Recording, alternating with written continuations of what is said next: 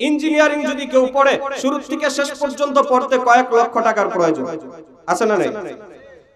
কেউ যদি ওকালতি করে লক্ষ লক্ষ টাকার প্রয়োজন আছে না নাই? কেউ যদি ডক্টরেট করে পিএইচডি করে লক্ষ লক্ষ, যারা বাহিরে যায় লক্ষ টাকার প্রয়োজন আছে না নাই? যারা ডাক্তার হয় তাদের লক্ষ লক্ষ টাকার প্রয়োজন আছে না নাই? লক্ষ লক্ষ দামি পড়া, কিন্তু হাই হাই সরকারি একটা চাকরি বিশাল দাম। 2000 টাকার ইলিশ মাছ কিনে রান্না করার পরেও 1 টাকার নুন না দেওয়ার কারণে যেমন ওই তরকারি খাওয়া যায় না, লক্ষ কোটি টাকা খরচ করে দেশের গণ্ডি পেরিয়ে বিদেশের জমিনে পড়ালেখা করার পরেও যদি দিন ভিতরে না ঢোকে, ওই দিন নিয়ে ওই শিক্ষা নিয়ে কবরে যাওয়া যায় না। আপনার ভেতরে যদি ইসলামের জ্ঞান না থাকে, ওই ভণ্ড কাদিয়ানী এসে যখন বলবে আমি শেষ নবী, আপনি তাকেই মেনে ফেলবেন। হেদায়েতের মালিক একমাত্র আল্লাহ।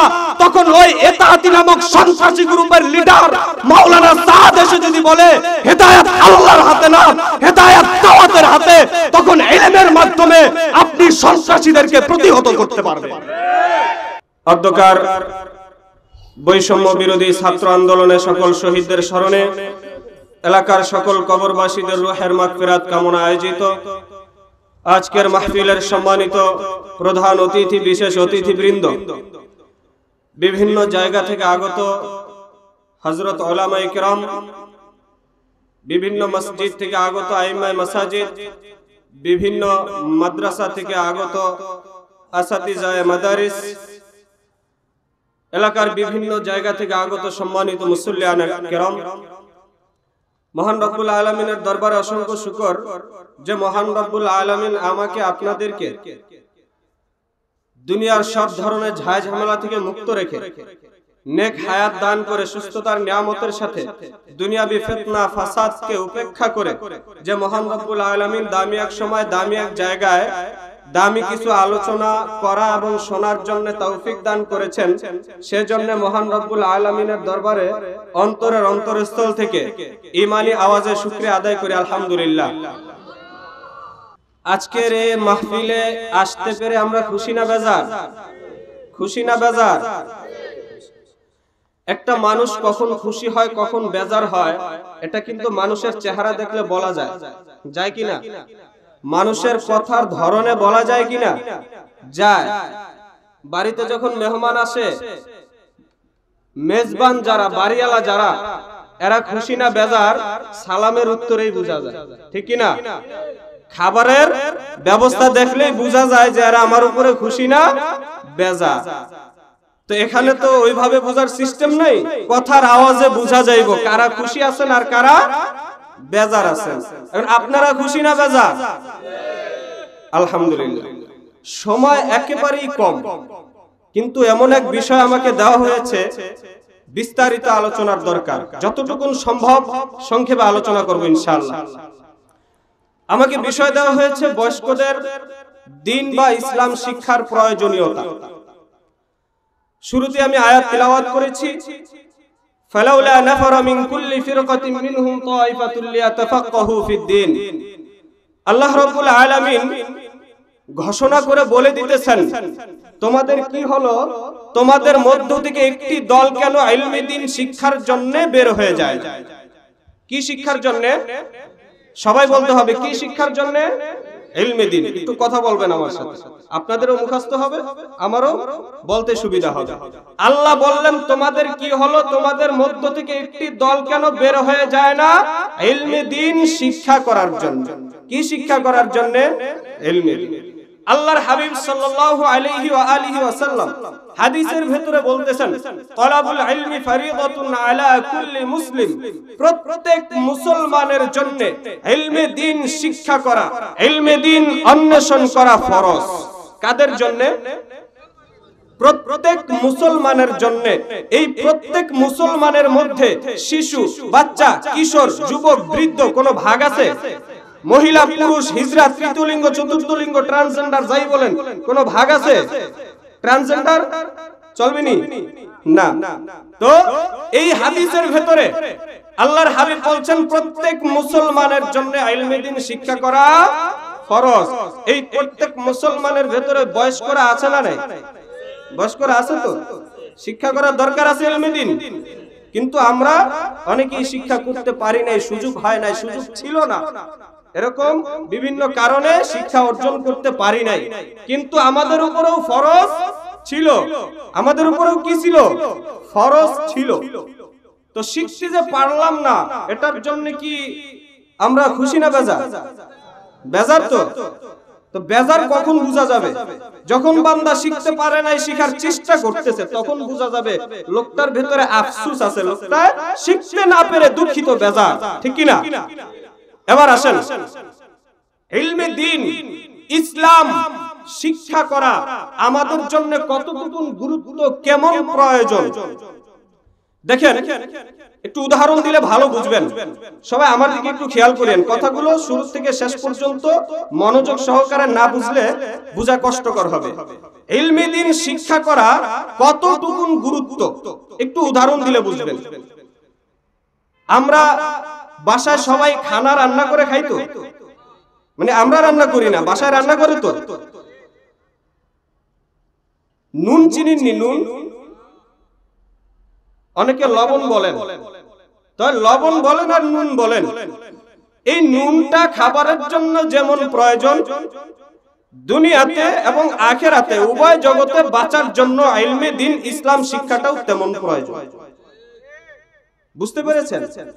এবার আসেন বুঝেন, গরুর গোশত কত টাকা কেজি? 800, 700, 700 থেকে 800, অনেক জায়গায় 800 টাকাও বিক্রি হয়। 700 ধরেন আমাদের এখানে, 700 টাকা গরুর গোশতের কেজি। পদ্মা নদীর পাঙ্গাস মাছ যদি একটা ধইরা বাজারে উঠানো হয়, কেজি পরে কত টাকা? 1200, 12 থেকে 1500 টাকা। পদ্মার একটা ইলিশ মাছ 1 কেজি সাইজের, কেজি পরে কত? 18 থেকে 2000। এই যে 800 টাকা গরুর গোশতের কেজি বাসায় কিনে আনছেন, 1800 টাকা দিয়ে ইলিশ মাছ কিনে আনছেন, 1500 টাকা দিয়ে পাঙ্গাস মাছ কিনে আনছেন, নুনের কেজি কত? 30 থেকে 40, চিকন আর মোটা মিলে 30 থেকে 40 টাকা। এই যে দামি দামি খাবার বাসায় কিনে আনছেন, সুন্দর মতো যতটুকুন পেঁয়াজ, যতটুকুন মরিচ, যতটুকুন মশলা দেওয়ার প্রয়োজন সব দিছে, মাগার ওই যে 30 থেকে 40 টাকা দামের নুনের 1 চিমটি নুন দেওয়া হয় নাই। তরকারিটা খুব স্বাদ হবে, খুব স্বাদ হবে। আচ্ছা বলেন তো, এই তরকারি বলেন, ভাত বলেন, বিরিয়ানি বলেন, কাচ্চি বলেন, এগুলো রান্না করা হয় কিসের জন্য? খাওয়ার জন্য। কিসের জন্য? খাওয়ার জন্য। এই যে 1 চিমটি নুন, হয়তো 1 টাকার নুনও লাগে না। 1 কেজি গোশত, 800 টাকার গোশত রানতে 1 টাকার নুনেরও দরকার হয় না। সেইটুকু নুন না দিলে ওই তরকারি বা ওই খাবারটা খাওয়া যায়? খাওয়া যায়। এবার আসেন, তরকারি রান্না করি আমরা খাওয়ার জন্য। আল্লাহ মানুষ বানাইছেন দুনিয়াতে কাজ করে কবরে যাওয়ার জন্য। কোথায় যাওয়ার জন্য? কবরে যাওয়ার জন্য। এবার আসেন, ইঞ্জিনিয়ারিং যদি কেউ পড়ে, শুরু থেকে শেষ পর্যন্ত পড়তে কয়েক লক্ষ টাকার প্রয়োজন আছে না নাই? কেউ যদি ওকালতি করে, লক্ষ লক্ষ টাকার প্রয়োজন আছে না নাই? কেউ যদি ডক্টরেট করে, পিএইচডি করে, লক্ষ লক্ষ, যারা বাহিরে যায়, লক্ষ টাকার প্রয়োজন আছে না নাই? যারা ডাক্তার হয় তাদের লক্ষ লক্ষ টাকার প্রয়োজন আছে না নাই? লক্ষ লক্ষ দামি পড়া, কিন্তু হাই হাই সরকারি একটা চাকরি, বিশাল দাম। অথচ কওমি মাদ্রাসায় যারা পড়ে আলেম হয়, দিন শিক্ষার জন্য যারা মাদ্রাসায় পড়ে আলেম হয়, তাদের পড়া কত টাকা লাগে? কত টাকা? 1 লাখও লাগে না। শুরু থেকে শেষ পর্যন্ত 1 লাখও লাগে না। 1 লক্ষ টাকা লাগে না, তার মানে এটার টাকাও কম লাগে, দামও কম। ওই নুনের মতো এটারও দাম কম। কিন্তু বিষয় হচ্ছে একটা, আপনি ইঞ্জিনিয়ার হয়েছেন, ডাক্তার, ডক্টর, পিএইচডি, উকিল, ব্যারিস্টার, যা হওয়ার দরকার দুনিয়াতে সব হয়েছেন, কিন্তু ওই কম দামি ইলমে দ্বীনটা ভেতরে ঢুকান নাই। ওই নুনের মতো। কিসের মতো? আল্লাহর কাছে, দুনিয়ায় না। কার কাছে? আল্লাহর কাছে। 800 টাকা কেজির গরুর গোশত, 1500 টাকা কেজির পাঙ্গাস মাছ, 2000 টাকার ইলিশ মাছ কিনে রান্না করার পরেও 1 টাকার নুন না দেওয়ার কারণে যেমন ওই তরকারি খাওয়া যায় না লক্ষ কোটি টাকা খরচ করে দেশের গণ্ডি পেরিয়ে বিদেশের জমিনে পড়ালেখা করার পরও যদি দিন ভিতরে না ঢোকে ওই দিন নিয়ে ওই শিক্ষা নিয়ে কবরে যাওয়া যায় না। অতএব কবরে যেতে হলে কি লাগবে? কি লাগবে? এখন মনে করতে পারেন আমরা তো বয়স্ক হয়ে গেছি, বুড়ো হয়ে গেছি, এখন কি করে শিখবো? এখন তো লজ্জা লাগে। কি লাগে? লজ্জা লাগে। পড়ালেখায় কোনো লজ্জা আছে? সাহাবায়ে কেরাম যারা বৃদ্ধ বয়সে ঈমান গ্রহণ করছেন তারা ইলমে দ্বীন শিক্ষা করেন নাই? করেন নাই? তাবলীগে যারা যায় বৃদ্ধ বয়সে ইলমে দ্বীন শিক্ষা করে না? পীরের দরবার চরমনাই, সরসিনা, বাহাদুরপুর, মধুপুর যারা যায় বৃদ্ধ বয়সে সূরা কেরাত পড়ে না? আপনার লজ্জা কেন? লজ্জা কেন? যারা বলবে বৃদ্ধ বয়সে ইলমে দ্বীন শিক্ষা করতে আমার লজ্জা লাগে, আমি বলবো এটা আপনার লজ্জা না, আপনার অন্তরে বসবাসকারী দ্বীন বিরোধী, কোরআন বিরোধী একটা টাটকা শয়তান। লজ্জা রাখা যাবে? ইলমে দ্বীন শিক্ষায় লজ্জা রাখা যাবে? আরেকটা উদাহরণ দেই, বুঝবেন। তরকারি রান্না করছে বাসায়, কাচ্চি রান্না করছে, ভিআইপি একটা খাবার, বা তরকারি যেটাই বলেন রান্না করছে ভিআইপি করে, নুন দেয় নাই, ভুল হয়ে গেছে, নুন দেয় নাই, ভুল হয়ে গেছে। এখন খাবারের সময় মুখে দিবেন, দেখেন আইনা, কি আইনা বলে না, নুন হয় নাই। এখন কি করবেন? এভাবেই খাবেন নাকি নুন দিয়ে লাড়া দেবেন? সবাই সবাই একমত, নুন দিয়ে লাড়া দেবেন, শিওর? তাহলে একটা তরকারি যদি শুরুতে নুন না দেওয়ার কারণে, শুরুতে ভুল করার কারণে খাওয়ার সময় হলেও নুন দিয়ে খেতে হয়, ঠিক তেমনি ভাবে ছোট বয়সে ইলমে দ্বীন শিক্ষা না করে ভুল করার পরে বৃদ্ধ বয়সে যখন মনে হয় আমার ভুল হয়েছে, ওই বৃদ্ধ বয়সেই ইলমে দ্বীন শিখে তারপরেই কবরে যেতে হয়। অতএব ইলমে দ্বীন শিক্ষা করা ওই নুনের মতো। কিসের মতো? তা ইলমে দ্বীন শিক্ষা করার দরকার আছে না নাই? সবার আছে? জোয়ান বয়সে না বৃদ্ধ বয়সে? হ্যাঁ, সব বয়সে। বুঝছেন তো বিষয়গুলো? তাহলে এই দ্বীন শিখার জন্য আমরা প্রস্তুত আছি না নাই? সবাই আছি? সবাই কোরআন শরীফ শিখবো তো? সবাই শিখবো তো? কোরআন পড়বো তো? সমস্যা আরেক জায়গায় আছে। দ্বীন শিখার কেমন প্রয়োজন? আপনার ভিতরে যদি দ্বীন না থাকে আপনি আমল করবেন কিভাবে? আপনার ভিতরে যদি দ্বীন না থাকে আপনি দ্বীন বুঝবেন কিভাবে? দেখেন, সময় কম, কথা নতুন করে বলতে ভয় লাগে, আবার নিপিস দিয়া অ্যাকশন শুরু হয়ে যায়। দ্বীন ভিতরে ঢুকানো, ইসলাম শিক্ষা করা আমাদের কেমন প্রয়োজন?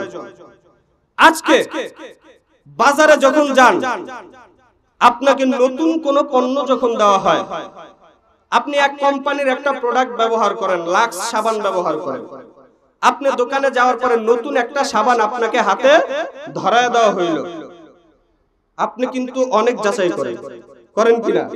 বা এটা ভালো হবে না, শরীর চুলকাবে না, ময়লা কাটবে না, হ্যাননি তেননি, কোন কোম্পানির, যাচাই করেন কিনা? করেন তো? আপনি গরুর গোশত ক্রয় করতে গেলে কোন দোকানে হাড্ডি কম দেয়, কোন দোকানের গরুটার আজকে চর্বি কম হয়েছে, যাচাই করেন কিনা? সবাই যাচাই করেন। তাহলে এই যে যাচাই যে করতেছেন, যাচাই করার জন্য ওই যাচাই করে ভালোটা যে আপনি আনবেন, ওই ভালোটা সম্বন্ধে আপনার জানার দরকার আছে কি? জানার দরকার আছে। আপনি গরুর গোশত চিনে নেই না, হাড্ডি কোনটা চর্বি কোনটা চিনে নেই না, আপনি যাচাই করতে পারবেন? যাচাই করা সম্ভব? তবে যাচাই করতে হইলে, অরিজিনালটা বের করতে হইলে আপনার যেমন জানা দরকার, ঠিক তেমনি ভাবে সঠিকভাবে ইসলামের পথে চলতে হইলেও ইসলামের দ্বীনের জ্ঞান আপনাকে জানা দরকার। এই জন্য আল্লাহ রাসূল সাল্লাল্লাহু আলাইহি ওয়াসাল্লাম বলেন সবার জন্য ইলমে দ্বীন শিক্ষা করা ফরজ। আপনি যদি না জানেন সাবানের ব্যাপারে, দোকানে গেছে 2 নম্বর একটা ধরাই দিছে, আপনি নিয়ে আসছেন। আর যদি জানতেন তাহলে যাচাই করে ভালোটা আনতেন, ঠিক কিনা? ঠিক তেমনি ভাবে আপনার ভেতরে যদি দ্বীন না থাকে, আপনার ভেতরে যদি ইসলামের জ্ঞান না থাকে, ওই ভণ্ড কাদিয়ানী এসে যখন বলবে আমি শেষ নবী, আপনি তাকেই মেনে ফেলবেন, ঠিক কিনা? আর যদি জ্ঞান থাকে যে না, আমার নবীর পরে কোনো নবী নাই, কাদিয়ানী আসুক আর তার 14 গোষ্ঠী নিয়ে আসুক, আপনি মানবেন? মানবেন? আপনার অন্তরে যখন জ্ঞান থাকবে যে হেদায়েত আল্লাহর হাতে, আপনার এই জ্ঞানটা যখন ভেতরে থাকবে হেদায়েতের মালিক একমাত্র আল্লাহ, তখন ওই এতাআতি নামক সন্ত্রাসী গ্রুপের লিডার মাওলানা সাদ এসে যদি বলে হেদায়েত আল্লাহর হাতে না, হেদায়েত দাওয়াতের হাতে, তখন ইলমের মাধ্যমে আপনি সন্ত্রাসীদেরকে প্রতিহত করতে পারবেন। এই জন্য ইলম দরকার, আছে না নাই? হুজুর চলে আসছেন, আজকের অন্যতম মেহমান, আমাদের মতো অনেক আলেমদের উস্তাদ। সবাই একটু আলহামদুলিল্লাহ বলবেন কিনা? হুজুর এখন আলোচনা করবেন। হুজুরকে বসিয়ে একটি কথা বলা আমার দ্বারা সবচেয়ে বড় বেয়াদবি হবে। এই জন্য আমি আজকে এখানেই শেষ করছি, সংক্ষিপ্ত করছি। আগামী দিনে যদি সুযোগ হয় ইনশাআল্লাহ আপনাদের সাথে কথা বলবো। যদি কেউ মনে কষ্ট পেয়ে থাকেন আল্লাহর হস্তে ক্ষমা করবেন। যতটুকু কথা বলেছি কোরআন সুন্নাহর ছাত্র হিসেবে আল্লাহ তাআলা আমাদেরকে কবুল করেন, সকলে বলে আমিন।